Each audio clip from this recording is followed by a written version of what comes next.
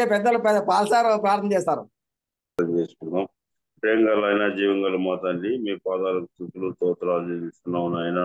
అరుణోదయమునే లోకంలోకి వెళ్ళక ముందు మీ ముఖ దర్శనం చేసుకుని మీ పాద సన్నిధి ఇచ్చినందుకు స్తోత్రాలు.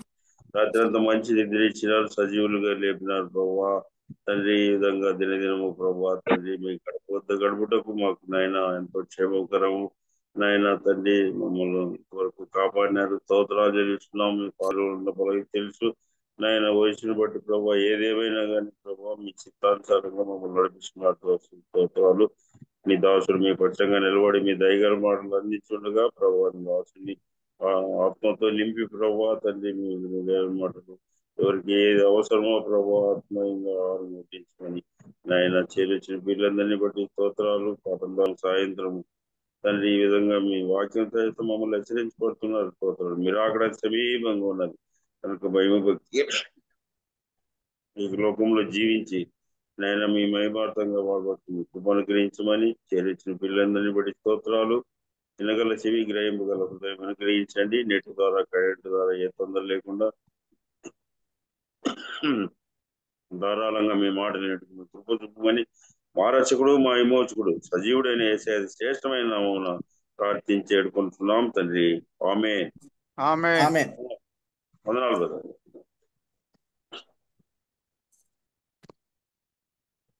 తర్వాత మన జేకే రూపస్ గారు మనకు చక్కని పాట వినిపిస్తారు.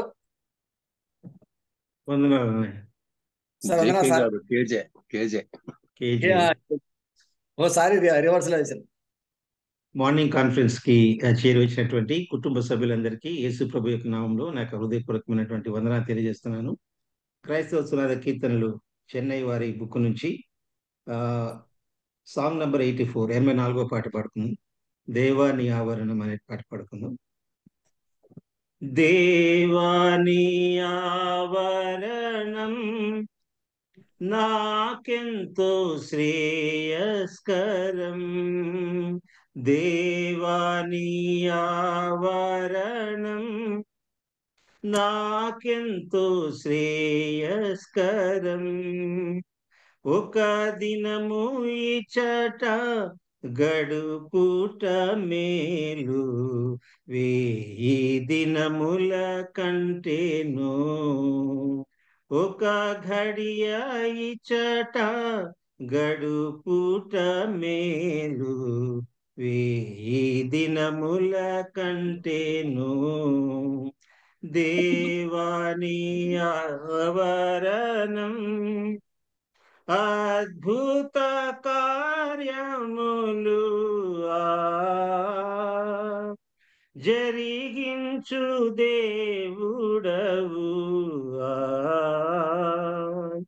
అనవరతము నీ మహిమను పొగడా, ఆత్మతో నింపుమయా, ఆత్మతో సత్యముతో ఆరాధించెద మనసుతో. అల్ఫా ఒమేగయు ఆత్మరూపుడవు, ఆనందింపగ నీ ఒడిలో. అల్ఫా ఒమేగయు ఆత్మరూపుడవు, ఆనందింపగ నీ ఒడిలో. దేవాని ఆవరణం పరిశుద్ధ సన్నిధిలో, పరిశుద్ధాత్ముని నీడలో, పరిపూర్ణ హృదయముతో పరివర్తనముతో ప్రభు నీల స్తుతించేదన్. మా దేహమే ఆలయం కావాలి నీకే నిలయం, ప్రాణ ప్రియుడవు పదముల చేరి పానార్పణము చేతుము. ప్రాణ ప్రియుడవు పదముల చేరి పానార్పణము చేతుము. దేవాని ఆవరణం అత్యంత పరిశుద్ధము. నీ గుడారములో నివసించుటకు యోగ్యతను సగి మమ్ము హెచ్చించితివి నిదయన్.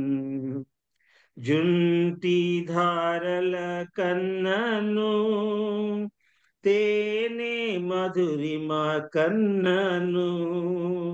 జుంటి ధారల కన్నను తేనె మధురిమ కన్నను. శ్రేష్టమౌనీదు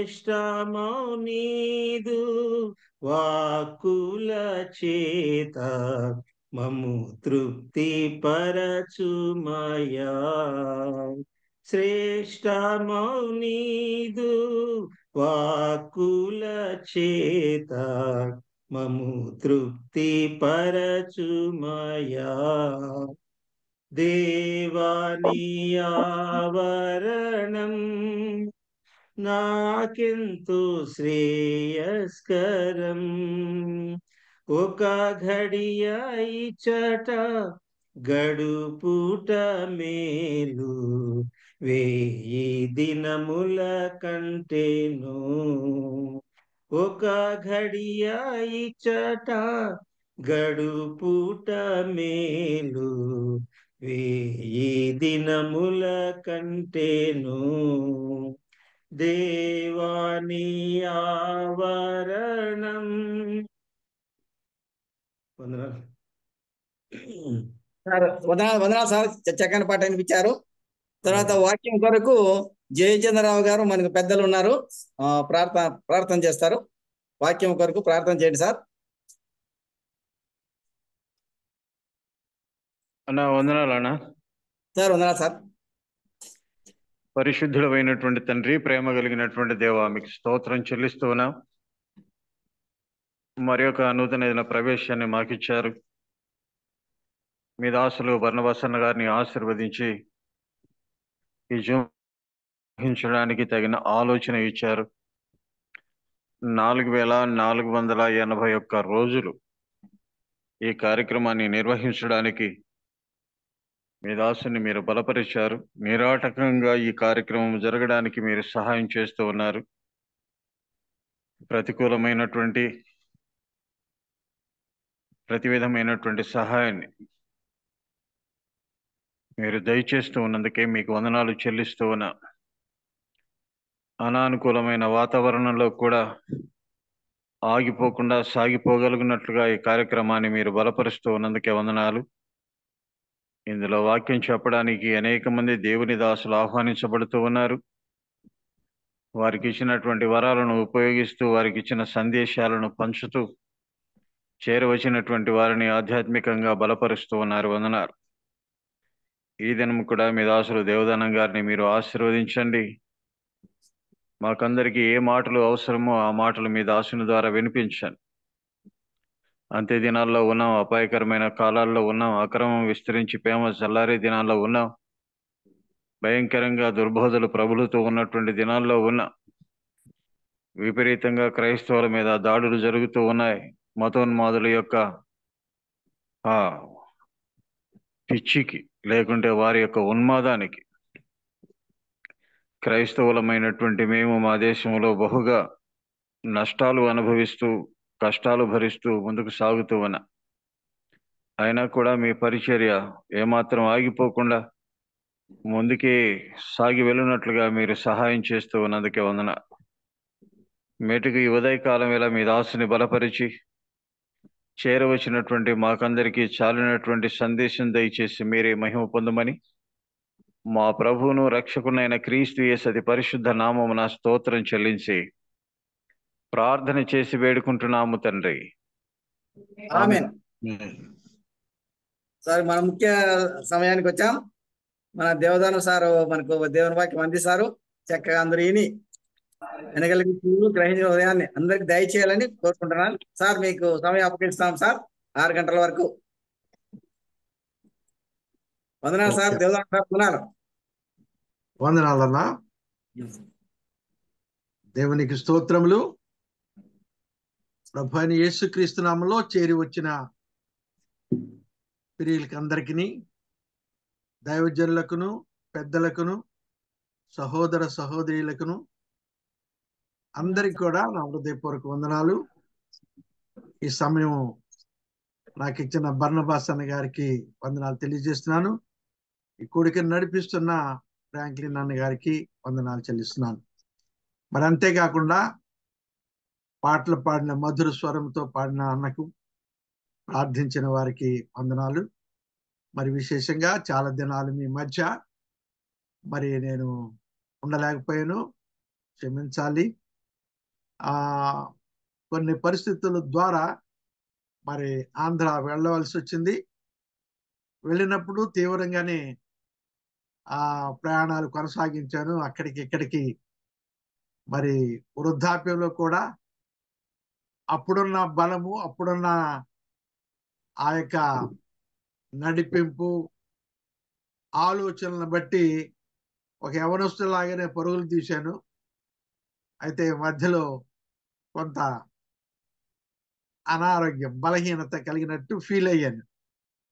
డాక్టర్ దగ్గరికి వెళ్ళినప్పుడు ఆయన పెరాలసిస్కి రిలేటెడ్ కాబట్టి ఎంఆర్ఐ తీయాలి, ఎంఆర్ఐ కూడా లోపం ఉంటే మరొక టెస్ట్ చేయాలని చెప్పి, ఇదంతా లాభం లేదని చెప్పి ఇంటి దగ్గర అక్కడ నుండి ఇంటికి ఫోన్ చేస్తే ఇలా అని, అప్పుడు అక్కడ కాదు ఇక్కడ మనకు తెలిసిన డాక్టర్, మన డాక్టర్లు ఉన్నారు కాబట్టి మీరు ఎక్కడికి వచ్చి ట్రీట్మెంట్ తీసుకోవటం మంచిది అని చెప్పి బాబు ఏం చేశాడంటే ఫ్లైట్ టికెట్ తీసి వెంటనే వెనక్కి రప్పించాడు. నిజంగా నేను అలసట కలిగి ఉన్నాను, అంటే తిరుగుటను బట్టి, ఎండలను బట్టి అనుకుంటాను. ఇక్కడికి వచ్చిన తర్వాత కూడా చాలా రెస్ట్లో ఉన్నాను. రోజు జాయిన్ అవుదాం, ప్రియులతో కలుద్దాం అనుకుంటున్నాను కానీ కలవలేకపోయా. నిన్న కూడా దేవుని దయవల్ల మరి వేరే జూమ్లో మాట్లాడమంటే, వాక్యం మాట్లాడమంటే అది ఎట్టి పరిస్థితి అయినా మాట్లాడాలి అనే ఉత్సాహం నాలో ఉంటుంది. సరే ఏదేమనగాను సరైన బ్రదరు అన్నాను. ఆ రీతిగానే నిన్న ఉదయం మాట్లాడుతున్నప్పుడు తిమోతి పత్రిక నుండి క్రీస్తు యేసునందున్న కృపచేత బలవంతుడు కమ్ము అనే మాట బలంగా చెప్పాలి. నిజానికి చాలా నీరసంగా ఉన్నాను, కొద్దిగా బలహీనంగా ఉన్నాను. అది ఎలా ఉందంటే, ఒక పాపని స్టేజ్ మీదకి రమ్మని చెప్పి సంతోషం పొంగింది అని చెప్పమంటే, పాడమంటే ఆమె సంతోషం పొంగింది అని భయపడి ఏడుస్తా పాడి, అలా ఉంది. నిన్న కూడా బలవంతుడు కమ్మని చెప్పడానికి నీరసంగా చెప్పాను, చాలా సిగ్గుపడ్డాను నేనే. అది విన్న వారికి ఎలా ఉందో నాకు తెలియదు కానీ దేవుని కృపను బట్టి ఆ రీతిగా అయ్యాను. మరి విశేషంగా నా కొరకు మీరందరూ సిన్సియర్గా ప్రార్థన చేసినందుకు ప్రభు అయిన యేసుక్రీస్తు నామములో సిన్సియర్గా హృదయపూర్వక వందనాలు తెలియజేస్తున్నానండి. చేరి వచ్చిన ప్రతి వారికి వందనాలు. ఇంకా సమయము వేస్ట్ చేయదలుచుకోలేదు, వాక్యంలోకి వెళ్దాం. పరిశుద్ధ గ్రంథము నుండి ద్వితీయోపదేశకాండం. చాలా మంది ఫోన్లు కూడా చేసి చక్కగా నన్ను ఆదరించి బలపరిచిన వారు మన జూమ్లో చాలా మంది ఉన్నారు. కొంతమంది చేయకపోయినా కానీ వారి ప్రార్థనలో నన్ను జ్ఞాపకం చేసుకున్నందుకు చాలా వందనాలు. చిన్న ప్రార్థన చేసుకుని దేవుని వాక్యానికి వెళ్దాం. ప్రార్థన. ప్రేమామయుడైన మా తండ్రి, పరిశుద్ధుడు అయిన మా దేవ, మహోన్నతుడు అయిన జీవము గల జీవాధిపతి, మీ పవిత్రమైన ఘనమైన నామమునకు వందనాలు, స్తుతులు, స్తోత్రాలు చెల్లిస్తున్నాను ఆయన. ఈ రాత్రి, ఈ ఉదయకాలమున మమ్మల్ని అందరినీ చేకూర్చి మీ సన్నిధిలో కూర్చోవడానికి, ప్రభా మీ మాటలు మరి ముచ్చటించడానికి మమ్మల్ని బలపరచిన విధానాన్ని బట్టి వందనాలు.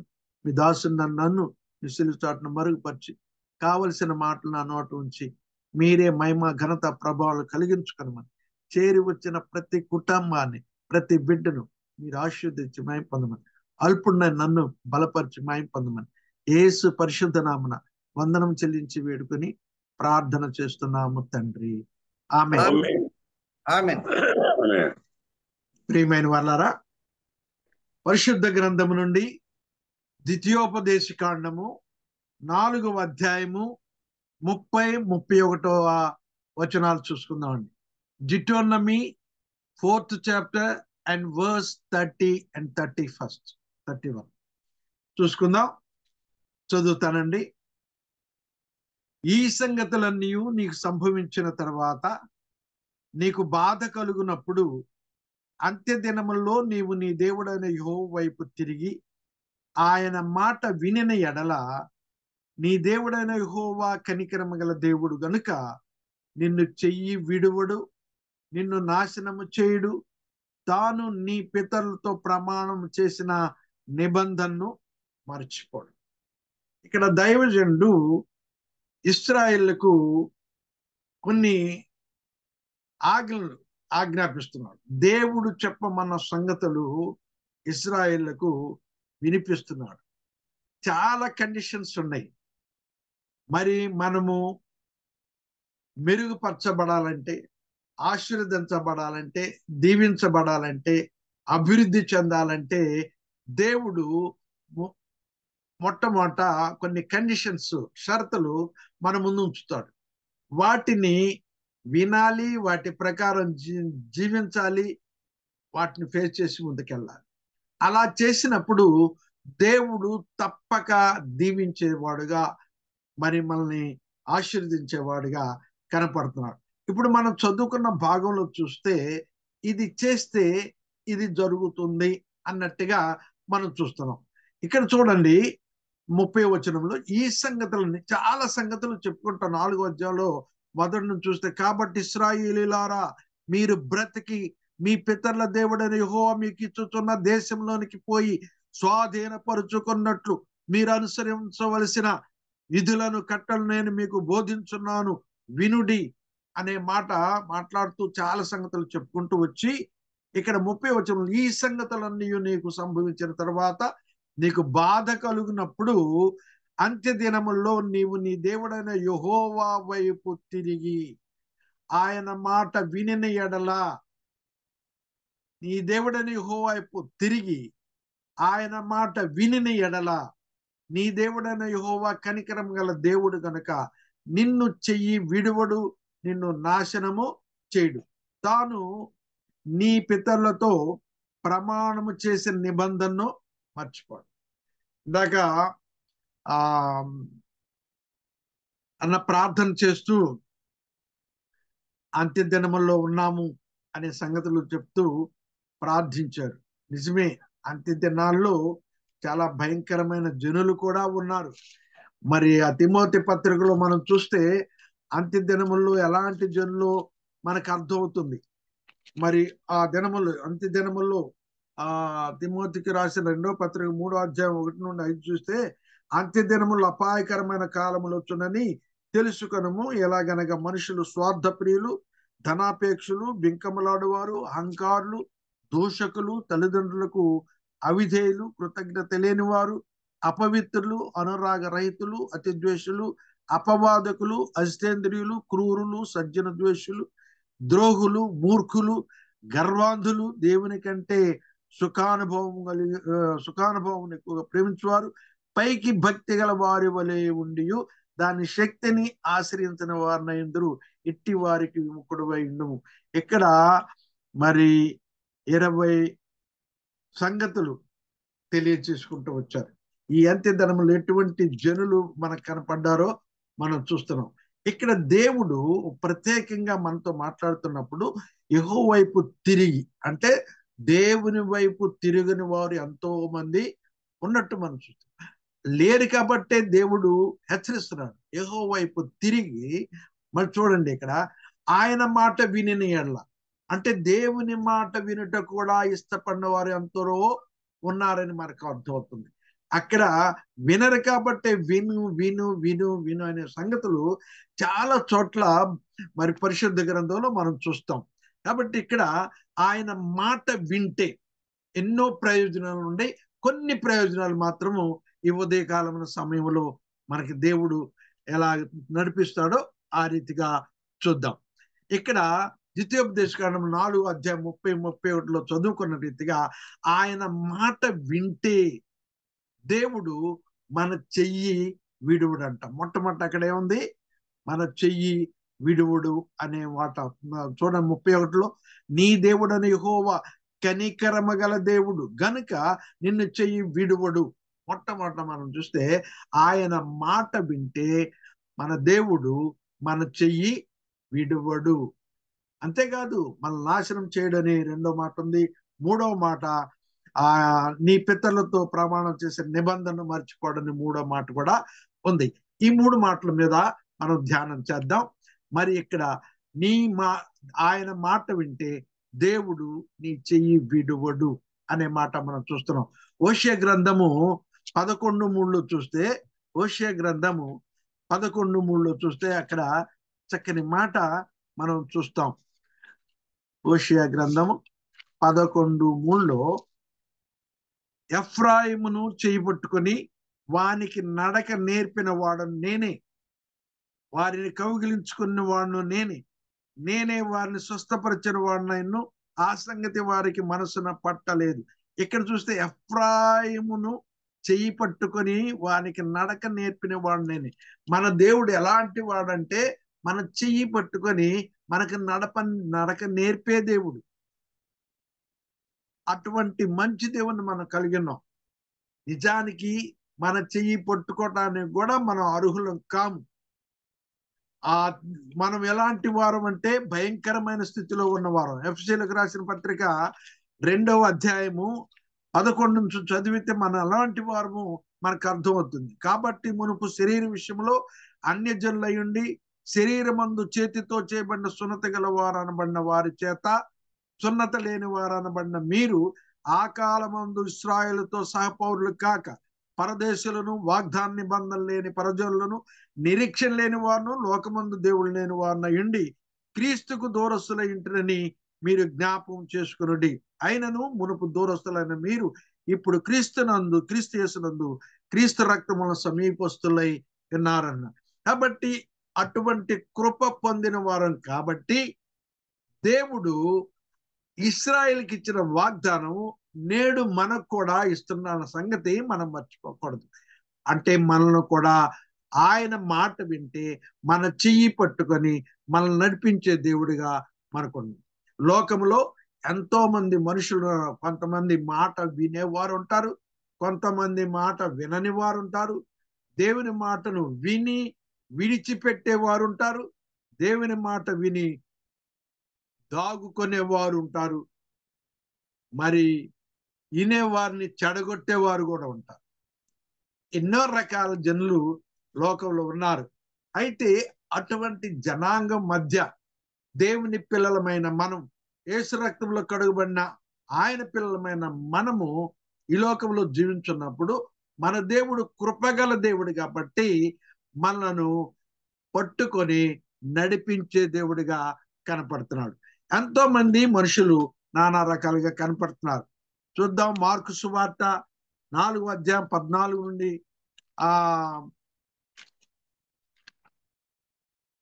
20 వరకు ఉంది. కానీ సంగతులు చదవటానికి సమయం ఉన్నది కాబట్టి త్వరగా వెళ్తాను. మార్కు సువార్త 4:14 నుండి చూస్తే కొన్ని రకాలైన మనుషులు ఇక్కడ కనపడుతున్నారు. విత్తువాడు వాక్యం ఇస్తున్నాడు, త్రోవ పక్క నుండి వారు ఎవరనగా వాక్యం వారిలో విత్తబడిన గాని వారు వినిన వెంటనే సాతాను వచ్చి వారిలో విత్తబడిన వాక్యం ఎత్తుకుని పోవును. ఇదొక రకమైన మనుషులు, త్రోవ పక్క నుండి వారు. అంటే వింటారు, వెంటనే సాతాను వచ్చి వారిలో విత్తబడిన వాక్యాన్ని ఎత్తుకొని పోతాడు. రెండవ రకం అటువంటి రాతి నేలను విత్తబడిన వారు ఎవరంగా వాక్యం వింటారు, సంతోషంగా అంగీకరిస్తారు. అయితే వారిలో వేరు లేనందున కొంతకాలం వారు నిలుతురు గాని వాక్యం నిమిత్తము శ్రమైన హింసైన కలుగుగానే వారు అభ్యంతరపడతారు. రెండోది. మూడవది ముండ్ల పొదల్లో విత్తబడిన వారు. వీరు వాక్యం వింటారు, ఐక్య విచారాలు, ధనమోసము ఇవన్నీ కొన్ని జరిగినప్పుడు ఆ లోపల ఆ వాక్యము ఉంటుంది, కానీ ఆ వాక్యమును అణచివేయటం వల్ల అది నష్టం. అంటే ముళ్ళ పొదలు అణిచివేస్తాయి కాబట్టి ఆ రీతిగా ఐక్య విచారముల ద్వారా వారు అణిచివేయటం వల్ల వేయబడటం వల్ల నిష్ఫలమవుతారు. ఇక 4వది మంచి నేల విత్తబడిన వారు ఎవరనగా వాక్యం విని దాన్ని అంగీకరించి 30 60 100 ఫలించేవారని చెప్పారు. ఈ సంగతులు అందరికీ తెలుసు కాబట్టి చదివి జస్ట్ జ్ఞాపకం చేశాను. కాబట్టి అందరు కూడా త్రోవ ప్రక్కన ఉండేవారు వాక్యం విన్నారు. రాత్రి పడిన విత్తనం వల్లే వారు కూడా వాక్యం విన్నారు. ముండ్ల పొదల్లో పడిన వారు కూడా వాక్యం విన్నారు. కానీ నానా రకాలుగా వారు విని వారి జీవితాల్లో అన్వయించుకోలేకపోయారు. మరి 4వ రీతిగా చూస్తే మంచి నేల విత్తబడిన వారు ఎవరనగా వాక్యం విన్నారు, దాన్ని అంగీకరించారు, 30 60 100 ఫలించువారుగా కనపడుతున్నారు. కాబట్టి దేవుని మాట వింటే దేవుడు నీ చెయ్యి విడువడు అన్న మాట సత్యం. ఆ మాట నెరవేర్చబడాలంటే మనము కూడా మన దేవుని మాట వినాలి. ఆత్మ చెప్పుచున్న మాట చెవులు గలవాడు వినుగాక అన్నాడు దేవుడు. కాబట్టి అందరికి చెవులు ఉన్నాయి, వింటున్నారు. కానీ వినుట మాత్రమే కాకుండా దాన్ని హృదయంలో తీసుకోవాలి, అంగీకరించాలి, దాని ప్రకారం జీవించడానికి మనము ప్రయత్నం చేయాలి. అలాగే మత్తయి సువార్త 7వ అధ్యాయంలో కూడా ఒక ఉపమానం మనం చూస్తాం. ప్రభువు చెప్పిన ఉపమానమే. మరి 7వ అధ్యాయము 24. కాబట్టి నా మాటలు విని వాటి చొప్పున చేయి ప్రతి వాడును బండ మీద తన ఇల్లు కట్టుకున్న బుద్ధిమంతుని పోలియుండును. బండ మీద కట్టుకున్న బుద్ధిమంతుడు కనపడుతున్నాడు. వాన కురుసును, వరదలు వచ్చును, గాలి విసిరి ఆ ఇంటి మీద కొట్టిన గాని దాని పునాది బండ మీద వేయబడిన గనుక అది పడలేదు. మరియు నా మాటలు విని వాటి చొప్పున చేయని ప్రతి వాడు ఇసుక మీద తన ఇల్లు కట్టుకున్న బుద్ధిహీనుని పోలియుండును. వాన కురుసును, వరదలు వచ్చును, గాలి విసిరి ఆ ఇంటి మీద కొట్టెను, అప్పుడు అది కూలబడను, దాని పాటు గొప్పదని చెప్పాను. కాబట్టి ఇక్కడ 2 రకాల మనుషులు కనపడుతున్నారు. బండ మీద కట్టుకున్న బుద్ధి గల మనుషులు, బుద్ధిమంతుడు కనపడుతున్నాడు. ఇసుక మీద కట్టబడిన ఇల్లు కట్టిన బుద్ధిహీనుడు కనపడుతున్నాడు. కాబట్టి నా ఇష్టము, నేను ఎక్కడైనా కట్టుకుంటాను, నేను ఎక్కడైనా ఉంటానంటే సమయం వచ్చినప్పుడు, అపాయం వచ్చినప్పుడు, మరి బుద్ధిమంతుడు కట్టుకున్న బండ మీద ఇల్లు కట్టాడు, స్థిరంగా ఉన్నాడు. వాన కురిసిన, వరదలు వచ్చినా కానీ గాలి కొట్టుకోపోలేదు, ఆ వరద ఏం చేయలేదు, స్థిరంగా ఉన్నాడు. అయితే ఇసుక మీద కట్టినవాడు ఇల్లు కూలబడింది. అలాగే క్రీస్తు అనే బండ మీద ఎవరైతే ఆయన మాటలు విని వాటి ప్రకారం తన జీవితాన్ని, తన బ్రతుకును, తన ఇంటిని, తన సంఘాన్ని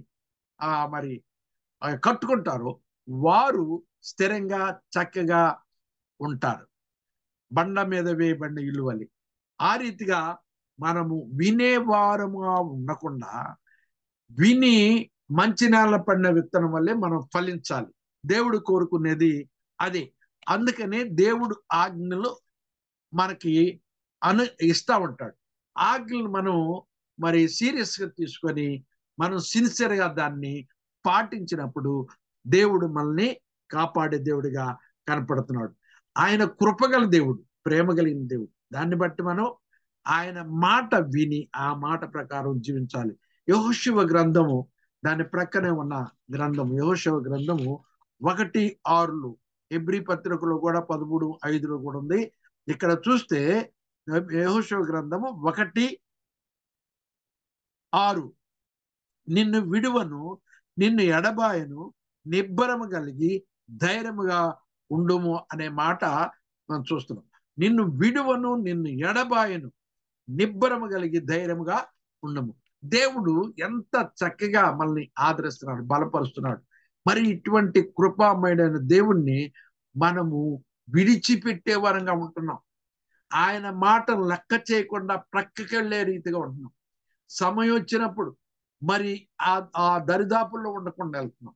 మనకు సమయం వచ్చినప్పుడు మనం దీవించాలని అనుకున్నప్పుడు మనం ఆ స్థానంలో లేకపోతే ఏం దీవిస్తాడు? కాబట్టి ఆయన మాటలు మనం వినాలి, ఆ మాటల ప్రకారం మనం జీవించాలి. అప్పుడు మనకి క్షేమం ఉంటుంది, ఆశీర్వాదం ఉంటుంది. మరి వినుట ఎందుకు అనేది చూస్తే, వినటం వలన మనను ఆయన విడువడు అనే మాట మనము ద్వితీయోపదేశ కాండంలో మనం చదువుకున్నాం కదా. మరి 116:5 చూస్తే కీర్తనలు 116 116 116 and 5 116 కీర్తన 5వ చరణం చూస్తే చక్కని మాట అక్కడ కనపడుతుందండి. 5వ చరణం, యెహోవా దయాళుడు నీతిమంతుడు, మన దేవుడు వాత్సల్యత గలవాడు. వాత్సల్యత అంటే దయ గలవాడు. ఆయన దయాళుడు, నీతిమంతుడు, మన దేవుడు వాత్సల్యత గలవాడు, కృప గలవాడు. మరి అటువంటి దేవుడు కాబట్టి మనల్ని ఏమాత్రం విడువడు. ఎందుకంటే ఆయన ప్రశస్తమైన రక్తాన్ని మన కొరకు ధారపోసాడు. విలువైన అక్షయమైన ఆ యొక్క రక్తాన్ని మనకు వరకు ధారపోసాడు. మనల్ని సంపాదించుకున్నాడు, మనల్ని కొన్నాడు, ఆయన పిల్లలుగా చేసుకున్నాడు. ఆయన పిల్లలుగా చేసుకున్నప్పుడు మనల్ని అలాగ విడిచిపెడతాడా? విడిచిపెట్టడు. మనము మన పిల్లలు చెడిపోయినప్పటికీ వారిని ఎంతో ప్రేమిస్తాం, ఎంతో దగ్గరికి తీసుకుంటాం.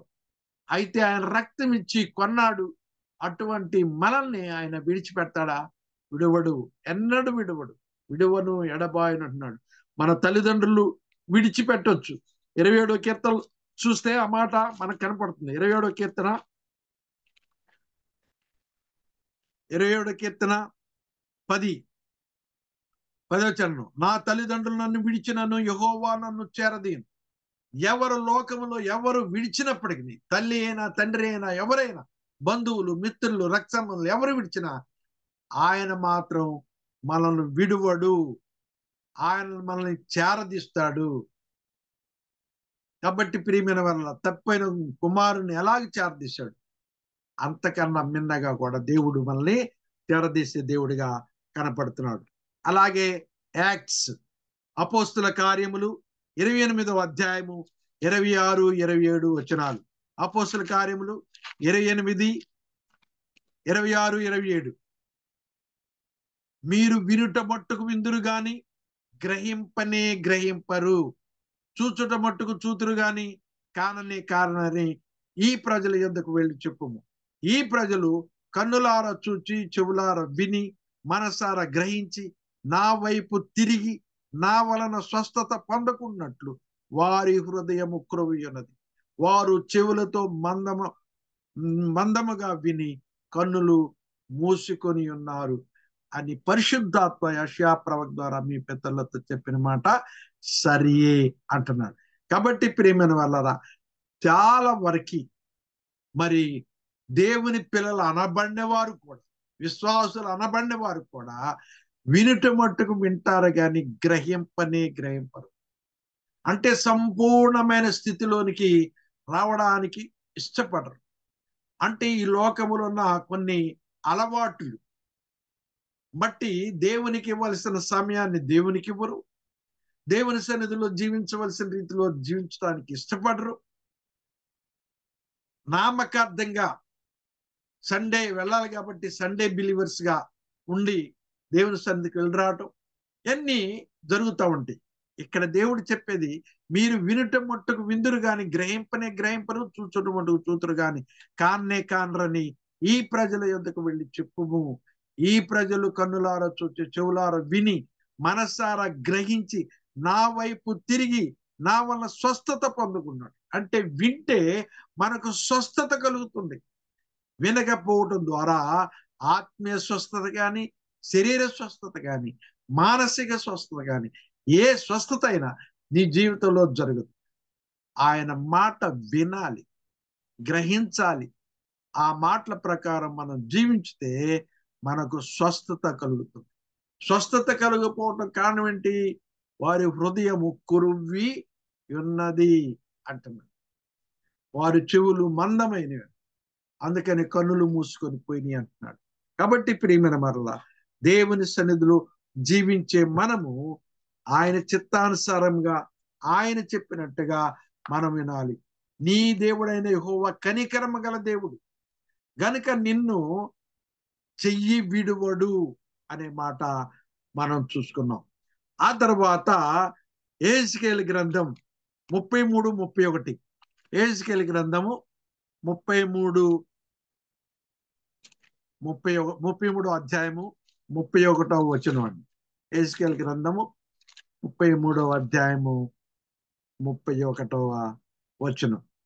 నా జనులు రాదగిన విధముగా వారు నీ యొద్దకు వచ్చి, ఎలా రావాలో అలా కాదంట, రాదగిన విధంగా వారు నీ యొద్దకు వచ్చి నా జనులైనట్టుగా నీ ఎదుట కూర్చుండి నీ మాటలు విందురు గాని వాటిని అనుసరించి ప్రవర్తింపరు.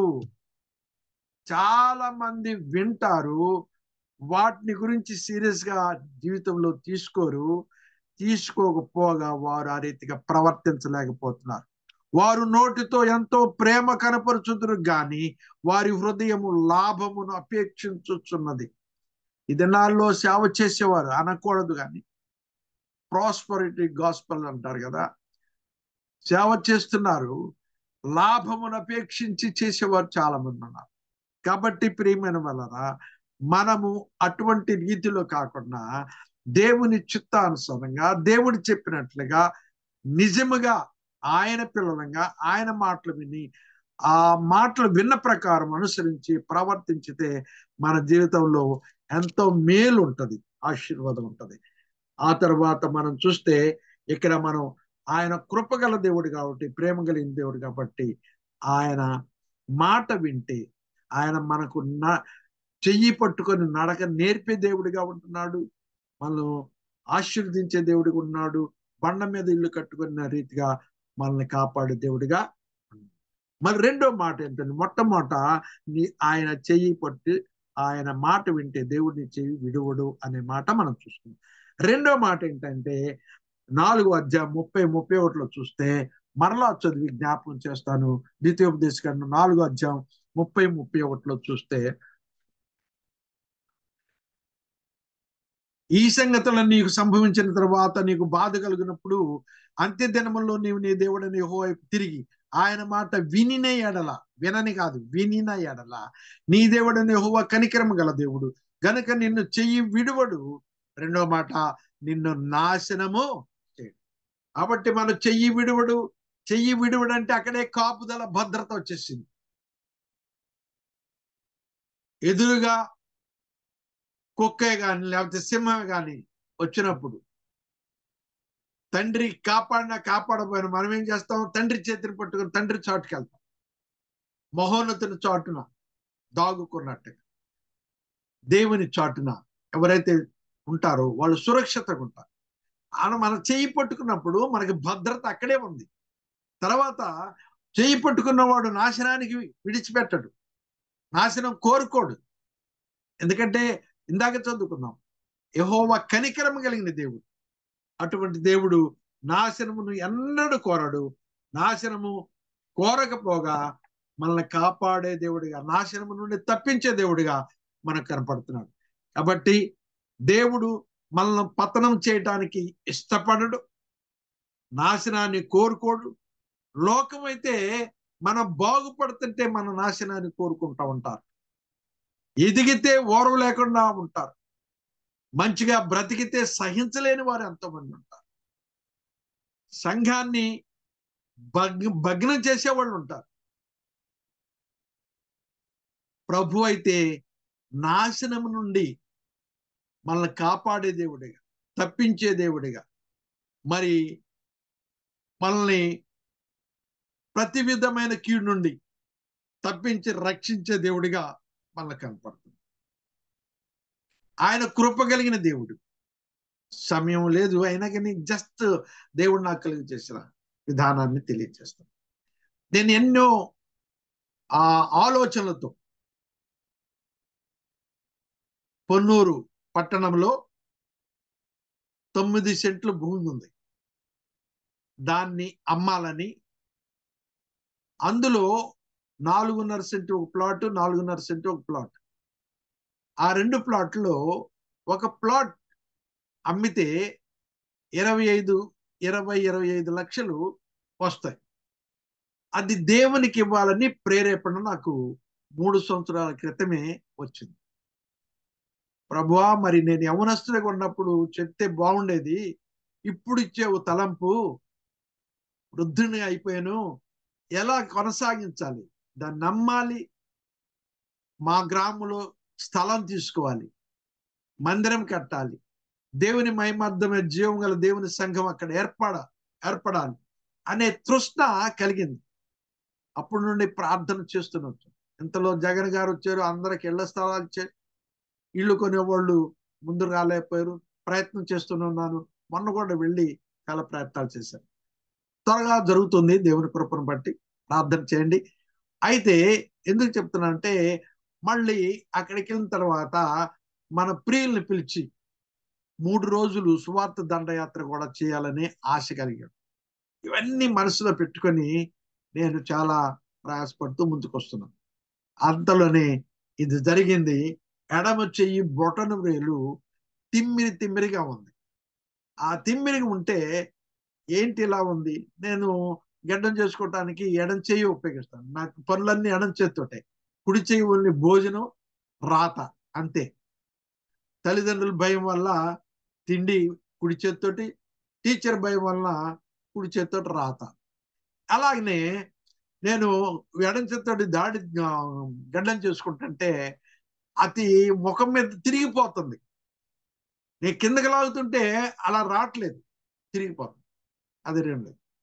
మా మొదటి ఇన్సిడెంట్ అంటే, ఇక్కడ ఎండలు ఉండి వెళ్ళొద్దు దయచేసి అని చెప్పి అందరూ మనవి చేశారు. కానీ నాకున్న ఆశ ఏంటంటే, ఎండాకాలం మరి భూమి కొనేవాళ్ళు ఉంటారు, నేను వెళ్ళి ప్రయత్నాలు చేయాలి అనే ఉద్దేశంతో ముందుకెళ్ళాను. మరి వెంటనే ఎల్టీటీ బొంబాయి అనే స్టేషన్ ఉంది, తిలక్ నగర్. అక్కడికి వెళ్ళినప్పుడు ఒక బెల్ట్ ఉంటుంది కదా, ఎస్కలేటర్.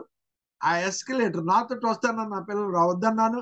ఆ రిక్షా అతను కూడా బిలీవరు, అతను వస్తాను, వద్దు నేను వెళ్తాను అని చెప్పాను. ఆ బెల్ట్ మీద ఎక్కినప్పుడు పెద్ద బాక్స్ ఉంది. పోయినసారి వెళ్ళి అక్కడ కొన్ని వస్తువులు వదిలిపెట్టి రావాల్సి వచ్చింది. అందుకని పెద్ద బాక్స్ తీసుకెళ్తున్నా, సూట్ కేసు. ఎందుకంటే పోయినసారి కూడా ఫ్లైట్ తిరిగి వచ్చేటప్పుడు ఫ్లైట్ రావాల్సి వచ్చింది, అక్కడ సామాను వదిలిపెట్టాల్సి. దానికోసమని పెద్ద బాక్స్ తీసుకున్నాను. అది తీసుకున్నా. లంచ్ సంచి ఉంది, ఆ లంచ్ బ్యాగ్, వెనక తగిలించుకునే హ్యాండ్ బ్యాగ్ ఉంది. ఇలా ఎస్కలేటర్ మీద ఎక్కినప్పుడు జస్ట్ ఈ కుడి చెయ్యి ఫ్రోజన్ పెయిన్ ఉంది కదా, దాన్ని బట్టి నేను బ్యాలెన్స్ చేయలేకపోయాను. ఆ బెల్ట్ మీద వెనక్కి పట్టడం జరిగింది. ఇక గట్టిగా అన్నాను, ఎవరన్నా ఉంటాను, బంద్ కరో అని. అవి ఎవ్వరు లేరు. దేవుడు ఆయన కృప ద్వారా ఏమి దెబ్బ తగలకూడదు. నిజంగా దెబ్బ తగిలితే అక్కడే తలకు దెబ్బ తగలవచ్చు, వెనక్కి పడ్డారు కాబట్టి.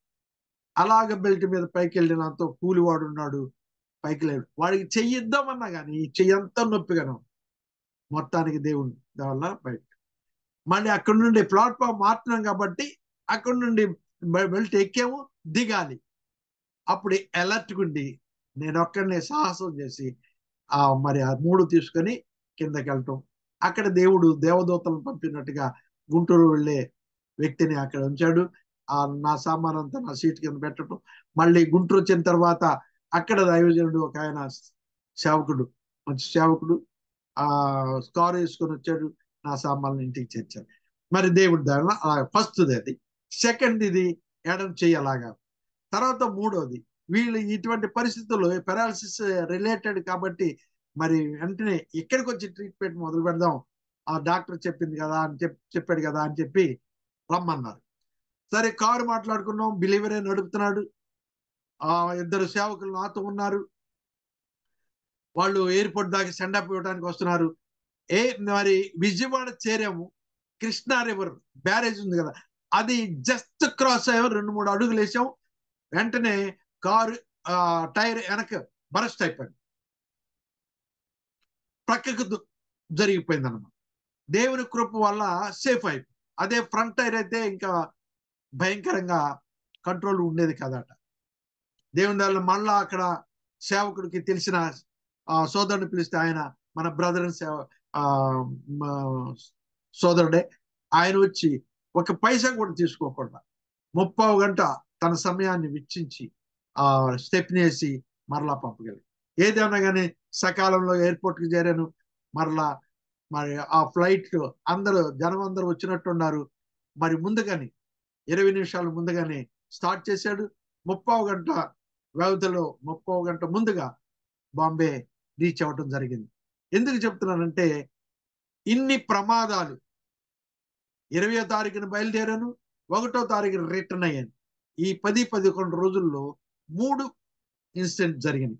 అయితే దేవుడు ఎక్కడ కూడా అలల వలె నా మీదకి వచ్చినాయి కానీ, కెరటాలు వచ్చినాయి కానీ, ఆ కెరటాల వల్ల ఏమీ కాకుండా నన్ను తప్పించి రక్షించిన దేవుడు నాకు తోడై ఉన్న రీతిని మీకు జ్ఞాపకం చేస్తున్నాను. అదేనమాట. అందుకని కాబట్టి మన దేవుడు మన పతనాన్ని కోరుకోడు, మన నాశనాన్ని కోరుకోడు. లోకమైతే మనల్ని కృంగదీయాలని, నాశనం చేయాలని కోరుకుంటాం.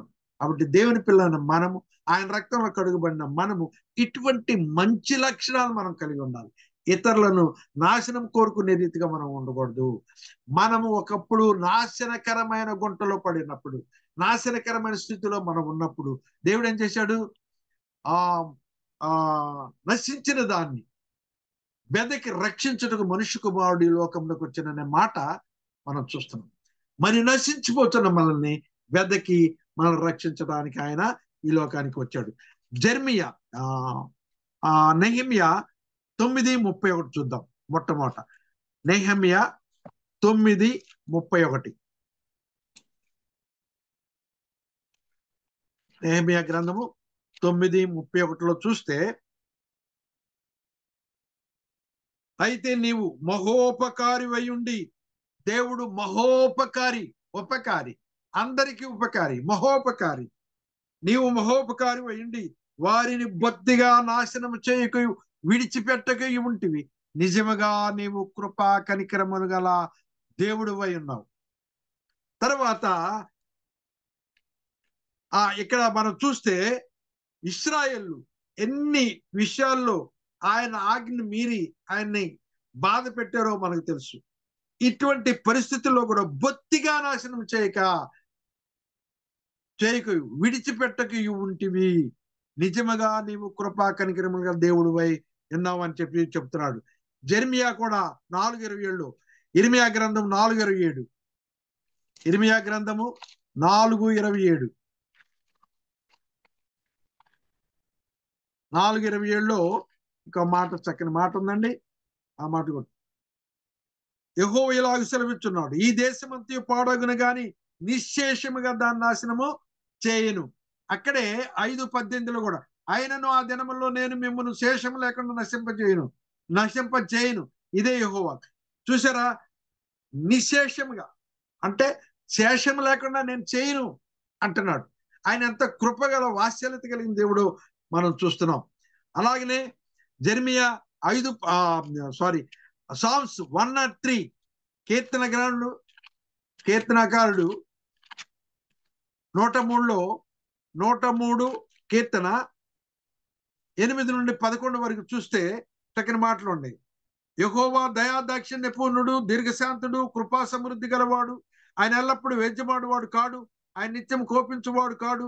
మన పాపములను బట్టి మనకు ప్రతీకారము చేయలేదు, మన దోషములను బట్టి మనకు ప్రతిఫలం ఇలేదు. భూమి కంటే ఆకాశం ఎంత ఉన్నతముగానదో ఆయన యందు భయభక్తులు గల వారి ఎడల ఆయన కృప అంత అధికముగా ఉన్నది అంటున్నాడు. కాబట్టి 8-11 వచనాల వరకు చూస్తే ఆయన కృప మన పట్ల ఎంత హెచ్చుగా ఉన్నదో మనకు తెలుస్తుంది. మన పాపములను బట్టి మనకు ప్రతిఫలం ఇవ్వలేదంట, మన దోషములను బట్టి మనకు ప్రతీకారం చేయలేదు.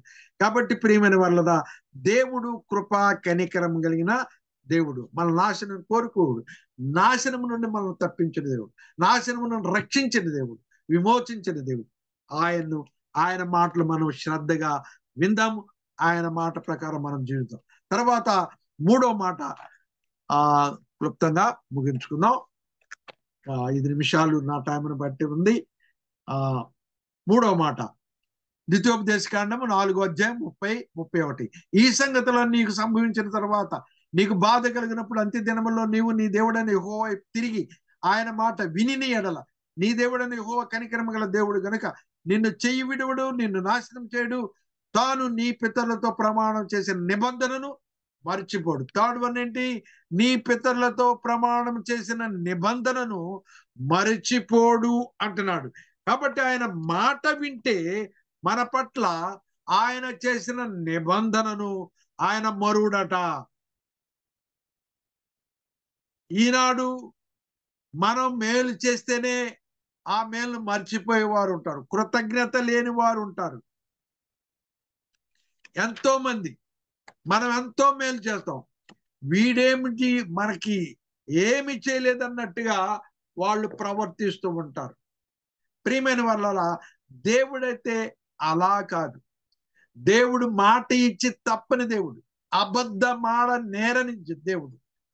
ఆయన మాట ఇచ్చాడంటే మాట అంటే మాటే, ఆ ప్రామిస్ని, ఆ వాగ్దానాన్ని నెరవేర్చే దేవుడు. ఆ మాటలు కొన్ని చూసుకుందాం. హెబ్రీయులకు రాసిన పత్రిక 6:10, హెబ్రీయులకు రాసిన పత్రిక 6:10లో చూస్తే అక్కడ మేలైన మాట మనకు కనపడుతుంది. 6:10 ఎన్నడూ మనం మర్చిపోలేం. మీరు చేసిన కార్యమును మీరు పరిశుద్ధులకు ఉపచారం చేసి ఇంకను ఉపచారం చేయుచుండుట చేత తన నామమును బట్టి చూపిన ప్రేమను మరచుటకు దేవుడు అన్యాయస్తుడు కాడు. ప్రేమను, తన నామమును బట్టి చూపిన ప్రేమను మరచుటకు దేవుడు అన్యాయస్తుడు కాడు. మనమైతే అన్యాయంగా ప్రవర్తించవచ్చు. ఇక్కడ పరిశుద్ధులకు ఏదైనా మనం ఉపచారం చేశానంట, ఆయన నామమును బట్టి చేశాం కాబట్టి చేసిన దాన్ని దేవుడు మర్చిపోయేవాడు కాదట. కాబట్టి ప్రియమైన వాళ్ళరా, దేవుడు ఎంత కృపగల దేవుడు, ఎంత మనల్ని జ్ఞాపకం చేసుకునే దేవుడు మనకి అర్థమవుతుంది. అలాగనే ఎక్సోడస్, నిర్గమకాండము 2వ అధ్యాయము 24, నిర్గమకాండము 2వ అధ్యాయము 24. కాగా దేవుడు వారి మూలుగును విని అబ్రహాము, ఇస్సాకు, యాకోబులతో తాను చేసిన నిబంధన జ్ఞాపకం చేసుకుంది. చూసారా, వారు నిట్టూర్పులు విడుస్తుంటే దేవుడు అబ్రహాము, ఇస్సాకు, యాకోబులతో చేసిన నిబంధన జ్ఞాపకం చేసుకున్నాడు. అందుకని రక్షకును పంపాడు. ప్రియమైన వాళ్ళరా, దేవుడు మరిచిపోయే దేవుడు కాదు, ఆయన ఇచ్చిన నిబంధన జ్ఞాపకం చేసుకునే దేవుడు. ఇంకా 1 శామ్యూయల్ 15:2, సమూయేలు గ్రంథం, మొదటి గ్రంథం, సమూయేలు మొదటి గ్రంథం 15:2 ముగిస్తున్నానండి, 2-3 వచనాలతో. ఇక్కడ సైన్యములకు అధిపతి యెహోవా యెహోవా మాట వినుము, సైన్యములకు అధిపతి యెహోవా సెలవిచ్చినదేమనగా అమాలేకీయులు ఇశ్రాయేలీయులకు చేసినది నాకు జ్ఞాపకమే అంటున్నాడు. సాతాను సంబంధులు అమాలేకులు, దేవునికి విరోధులు, అమాలేకులు ఇశ్రాయేలుకు చేసినది నాకు జ్ఞాపకం అంటున్నాడు. అందుకని తగిన సమయం వచ్చినప్పుడు వారికి బుద్ధి చెప్పడం కూడా జరిగింది. కాబట్టి ఇశ్రాయేలును, తన ప్రజలను, వాగ్దాన ప్రజలను జ్ఞాపకం చేసుకున్నాడు ఇచ్చిన మాటలను బట్టి. తర్వాత సామ్స్ 29:12, కీర్తనలు 9:12 అండి, 9:12. ఆయన రక్తాపరాధమును గూర్చి విచారణ చేయనప్పుడు బాధపరచబడు వారిని జ్ఞాపకము చేసుకును, వారి మొర్రను ఆయన మరువడు. ఆయన మరిచే దేవుడు కాదు, జ్ఞాపకం చేసుకునే దేవుడు. కాబట్టి ప్రియమైన వాళ్ళరా, దేవుని వాక్యాన్ని, దేవుని మాటను మనం వింటే ఎన్ని మేలు కలుగుతున్నాయి. మనల్ని విడువడు, నాశనము చేయడు, ఆయన ఇచ్చిన నిబంధనను మరచిపోడు. కాబట్టి మనమే మర్చిపోతుంటాం. మానవులైన మానవుడు వెంటనే మర్చిపోతాడు, మేలును మర్చిపోతాడు, కృతజ్ఞత లేకుండా జీవిస్తాడు, వాక్యాన్ని మర్చిపోతాడు, దేవుని కార్యాలను మర్చిపోతాడు. వారి ఇంట్లో జరిగిన మేళ్ళు ఎన్నో ఉంటాయి, వాటిని మర్చిపోతారు. దేవునికి కృతజ్ఞత స్తుతితో ప్రార్థన విజ్ఞాపన చేసే వాళ్ళు ఉంటారు, స్తుతి చెల్లించే వాళ్ళు ఉంటారు. నియామక కూడికలు మర్చిపోతారు. ఇంకా దేవుణ్ణే మర్చిపోయినప్పుడు నియామక కూడికలు ఇంకేముంటాయి? కాబట్టి ఆ హెబ్రీ పత్రిక 13:5 అంటాడు, నిన్ను విడువను ఎడబాయను అని. కాబట్టి మన దేవుడు విడిచిపెట్టే దేవుడు కాదు, మనల్ని ఆశీర్వదించే దేవుడు. ఆ నియామక కూడికలు మరి మన జీవితంలో ఎన్నెన్నో జరుగుతూ ఉంటే, ఆ వివాహ కార్యాలు కానీ ఇంకా ఉత్సవాలు కానీ వాటిని మాత్రం మర్చిపోం. దేవుని సన్నిధి అంటే మనము ప్రక్కన పెడతాం. ఆ సమయము 6 అయింది, ఇంకా సమయం అయింది కాబట్టి మరి ఒక్కటే మాట చదివినిపిస్తాను. 121 సామ్స్ 121 సామ్స్ 121:4 అసలు 4 నుంచి 8 వరకు కూడా చదివి ముగిస్తాను. ఇశ్రాయేలును కాపాడువాడు కునుకడు నిద్రపోడు, యెహోవాయే నిన్ను కాపాడువాడు. నీ కుడి ప్రక్కన యెహోవా నీకు నీడగా ఉండదు. పగల ఎండ దెబ్బ నీకు తగలదు, రాత్రి వెన్నెల దెబ్బ నీకు తగలదు. ఏ అపాయమును రాకుండా యెహోవా నిన్ను కాపాడును, ఆయన నీ ప్రాణమును కాపాడును. ఇది మొదలుకొని నిరంతరము నీ రాకపోకలు యందు యెహోవా నిన్ను కాపాడు. కాబట్టి నువ్వు ఎక్కడికి వెళ్ళినా ఎక్కడున్నా కానీ దేవుడు నిన్ను విడువడు, నిన్ను నాశనం చేయడు. దేవుడు నీ పట్ల చేసిన నిబంధనను మరచిపోడు. దేవుడి మాటలను దీవించును గాక. చిన్న ప్రార్థన చేసి అధ్యక్షులైన వారికి అప్పగిస్తాను. ప్రేమామయుడైన మా తండ్రి, ఈ ఉదయకాలం ఇచ్చిన సందేశంలో వందనాలు. మీ మాట విని మీ చిత్తానుసారంగా జీవించి మీ మేలు పొందటానికి కృప చూపని, వచ్చిన వారందరినీ దీవించమని యేసు పరిశుద్ధ నామమున వందనం చెల్లించి వేడుకొని ప్రార్థన చేస్తున్నాం తండ్రి, ఆమేన్. ఈ సమయం వందనాలు. యోధన సార్ చక్కని వర్తమానం మనకి ఇచ్చారు. ఈ ఉదయకాలం ఆత్మీయ ఆహారం మనకు వడ్డించాడు. అందరి బట్టి వదన స్తోత్రం. మనకు తినే భాగ్యము నిజంగా ఉందా లేదో ఒకసారి ఆలోచించేలా. ఇచ్చిన ఆహారం మనం భుజించి మన మన ఆత్మీయమైనటువంటి జీవితంలో ముందు కొనసాగాలని చక్కని వర్తమానం అందించిన దేవదాన సార్ మళ్ళీ మరొకసారి వందనాలు చెల్లిస్తున్నాను. తర్వాత ఆఖరిగా మనము ప్రార్థన చేసుకుని ముగించుకుందాం. తాడిపూడి ఇజ్రాయెల్ గారు హైదరాబాద్ సార్ ప్రార్థన చేస్తారు.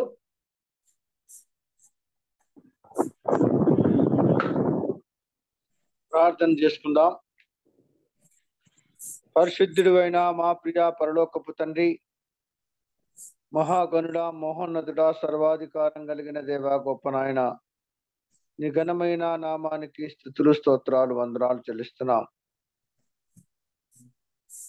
గడిచిన రాత్రి మంచి విశ్రాంతినిచ్చి మా పడకల నుండి మమ్మల్ని సజీవుల లెక్కలో ఉంచిన ఆయన, ఇదిగో ఈ రీతిగా మార్నింగ్ కాన్ఫరెన్స్ లో మమ్మల్ని అందరినీ చేశావు.